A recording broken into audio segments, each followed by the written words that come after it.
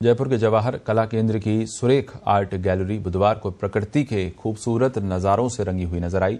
मौका था गैलरी में आर्किटेक्ट दक्ष माथुर की पेंटिंग प्रदर्शनी a sense of transcending peace के आगाज का। दक्ष की इस सोलो प्रदर्शनी का उद्घाटन भारतीय प्रशासनिक सेवा के वरिष्ठ अधिकारी कुलदीप रांका ने किया। इस प्रदर्शनी में दक्ष ने 25 से अधिक पेंटिंग्स प्रदर्शित की हैं, जिसमें प्रकृति के प्रति उनके आकर्षण के साथ ही भगवान के प्रति आस्था की झलक भी देखने को मिली। दक्ष ने बताया कि ये उनकी पहली सोलो प्रदर्शनी है। बचपन से ही कला के प्रति रुझान रखने वाले दक्ष कहते हैं कि भले ही उन्होंने इसकी कोई फॉर्मल ट्रेनिंग नहीं ली है, लेकिन उनके स्कूल की आर्ट टीचर ने उन्हें पेंटिंग करने के लिए प्रोत्साहित किया। खास बात यह है कि दक्ष ने पेंटिंग के साथ कोटेशन भी लिखे हैं और उसमें पूरी पेंटिंग की कहानी को दर्शाने का प्रयास किया है। पत्रिका टीवी ने दक्ष से बात भी की। नमस्कार दोस्तों, जिस शख्सियत से आज हम आपको मिलवाने जा रहे हैं उनके बारे में मैं आपको बता दूं कि वो बाय प्रोफेशन तो आर्किटेक्ट है, लेकिन रंगों से जो उनको खेलने का शौक था, उन्होंने उस शौक ने उन्हें आर्टिस्ट भी बना दिया। जी हम बात कर रहे हैं दक्ष माथुर की, जिनकी पेंटिंग की एग्जीबिशन जवाहर कला केंद्र में शुरू हो चुकी है। और इस एग्जीबिशन को देखकर साफ पता चलता है कि उनको नेचर से कितना ज्यादा प्यार है और कहीं ना कहीं भगवान के प्रति आस्था भी इनकी पेंटिंग्स में दिखाई दे रही है। बात करते हैं दक्ष से। दक्ष, नमस्ते मैम। आर्किटेक्ट हैं आप जी और जी। पेंटिंग भी कर रहे हो। हाँ जी, हाँ जी। तो पेंटिंग क्या बचपन से शौक था आपको या किस तरह से, उसके बारे में बताइए। हाँ मैम, पेंटिंग का तो बचपन से शौक रहा है। पेंटिंग का तो मुझे बचपन से ही शौक रहा है। हाँ। एंड मुझे ये याद है कि मेरे स्कूल में जो मेरी आर्ट की टीचर थी, उन्होंने मुझे बहुत प्रोत्साहन दिया है। तो मैं जितना भी ग्रो कर पाया हूँ, मैं उन्हीं के अंडर कर पाया हूँ और ये कॉन्फिडेंस शायद उन्हीं से मिला है। यहाँ जो आज आपने पेंटिंग एग्जीबिशन लगाई, इसमें कितनी आपकी पेंटिंग्स एग्जिबिट की गई है, उसके बारे में थोड़ा सा बताइए। मैम 26 पेंटिंग्स है मेरे पास एंड उनमें से 9 पेंटिंग्स ऐसी हैं जो कि छोटी हैं and they are of a series, है ना। तो वो पेपर पे हैं एंड वो वाटर कलर में की हुई है। बाकी सारी पेंटिंग्स एक्रिलिक्स में मैंने करी है, कैनवसेस पे। कितने साल की ये मेहनत है आपकी? ये वाली सिर्फ इस एग्जीबिशन की बात करें तो लास्ट के 4 महीने में मैंने इसे कंप्लीट करा है। बहुत कम टाइम में कर लिया आपने सारा काम।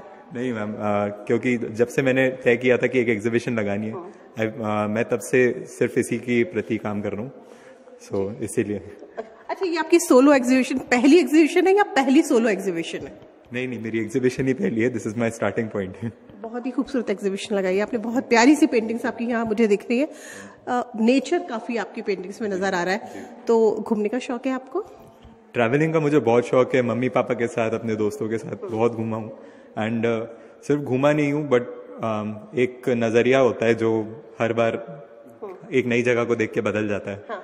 तो उस जगह की याद को जरूर मैं कैद करने की कोशिश करता हूँ अपनी पेंटिंग में। तो जब अपने फ्रेंड्स के साथ या मम्मी पापा के साथ घूमने जाते हैं तो पेंटिंग वहीं बनाना शुरू कर देते थे या फिर घर वापस आए, फिर आने के बाद आपने इन सब चीजों को कैनवास पे उतारा?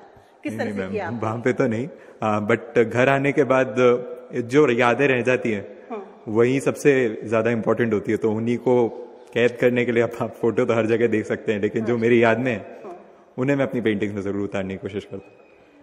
कहीं से इंस्पिरेशन मिली थी आपको इन सब चीजों की, या कोई है आपका इंस्पिरेशन? इंस्पिरेशन तो मैम एक तो मेरे मम्मी पापा तो हैं, एंड ऑफ कोर्स जैसा मैंने बताया जो मेरी आर्ट टीचर हैं वो मेरी बहुत बड़ी इंस्पिरेशन रही है। तो पेंटिंग की तरफ प्रोत्साहन इन लोगों ने तो मुझे दिया ही दिया है। एंड नेचर, गौतम बुद्ध, उनकी टीचिंग्स, ये मेरी इंस्पिरेशन का सोर्स है। ओके, तो कहीं से फॉर्मल ट्रेनिंग वगैरह ली आपने, कोई कोर्स किया, कहीं से सीखी आपने पेंटिंग्स, ये इसके बारे में थोड़ा सा बताया हमारे दर्शकों को। मैम पेंटिंग्स एज सच मैंने कहीं से इतनी सीखी नहीं है, बट जैसा कि मैंने आपको बताया स्कूल में मैंने आर्ट का सब्जेक्ट जरूर लिया था एंड जो मेरी मैम है उनके अंडर मैंने बहुत ग्रो करा है। उन्होंने मेरे टैलेंट को बहुत निखारा है, लेकिन पेंटिंग की एज सच फॉर्मल एग्जीबिशन उसके अलावा मैंने और कहीं से हासिल नहीं की।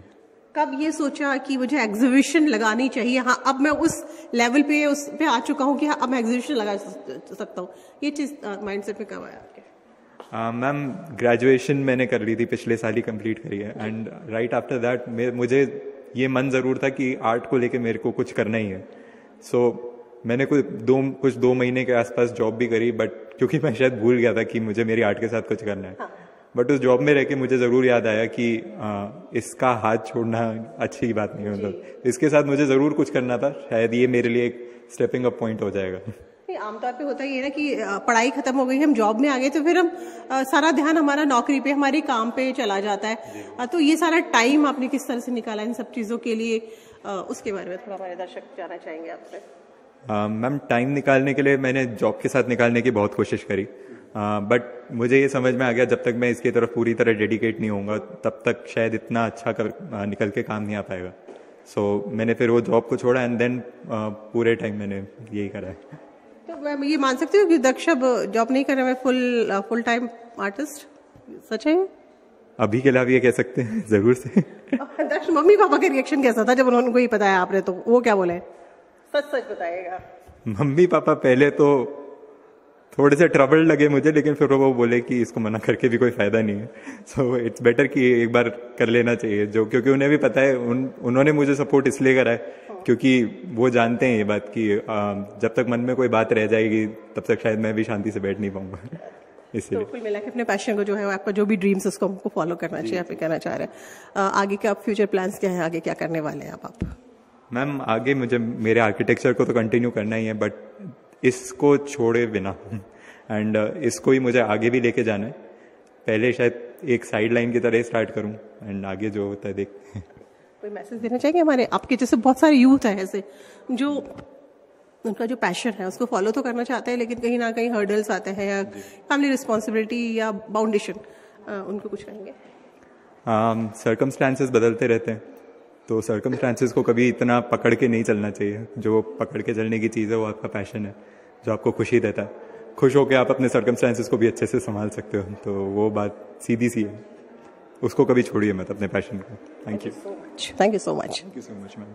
तो ये थे हमारे साथ दक्ष, जिन्होंने अपने पैशन को फॉलो करने के लिए, अपने ड्रीम को फॉलो करने के लिए अपनी अच्छी खासी नौकरी छोड़ दी, और आज एक बहुत अच्छी पेंटिंग की उनकी एग्जीबिशन है वो जवाहर कला केंद्र में लग रही है, और इसको देख के बहुत आसानी से कहा जा सकता है कि इनका जो भविष्य इसमें भी उसी तरह से ब्राइट होने वाला है जैसे कि उनका आर्किटेक्चर के फील्ड में होता। और दक्ष यही कहना है कि अगर आपका जो भी ड्रीम है, जो भी पैशन है, उसको जरूर फॉलो करें, सफलता जरूर मिलेगी। पत्रिका टीवी के लिए कैमरा पर्सन संजय शर्मा के साथ राखी चिल्ला।